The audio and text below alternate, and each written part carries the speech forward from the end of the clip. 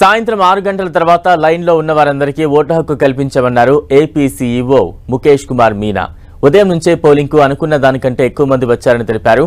పలు చోట్ల చిన్న ఘటనలు మినహా పోలింగ్ ప్రశాంతంగా ముగిసిందన్నారు. అనంతపురం, పల్నాడు, అన్నమయ్య జిల్లాల్లో ఫిర్యాదులు వచ్చాయన్నారు. ప్రస్తుతానికి ఎక్కడా కూడా రీపోలింగ్ చేయాలనే ఫిర్యాదులు రాలేదన్నారు. పలు చోట్ల ఈవీఎంలు మొరాయించాయని ఏపీ సీఈఓ అన్నారు. మొరాయించిన ఈవీఎంల స్థానంలో కొత్తగా 275 బ్యాలెట్ యూనిట్లు, 600 వీవీప్యాట్లను మార్చి ఎన్నికలు నిర్వహించామన్నారు. పలు చోట్ల వాతావరణం బాగాలేదని, పలు చోట్ల కురిసిన వర్షం వల్ల కొంత ఇబ్బంది ఎదురైందని చెప్పారు.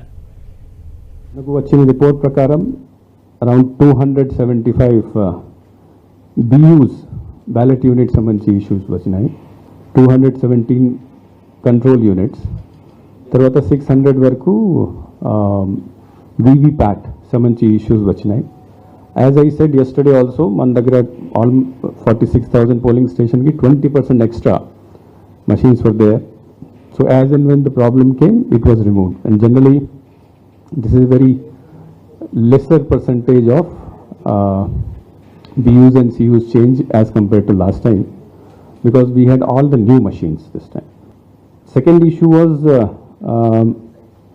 luckily today many places the weather was not very bad, although we had made arrangements for shades and all those things, but mostly the weather was not very bad. Konni chotla varsham kuda vachindi, but even then we had seen large number of people who have started voting in the morning.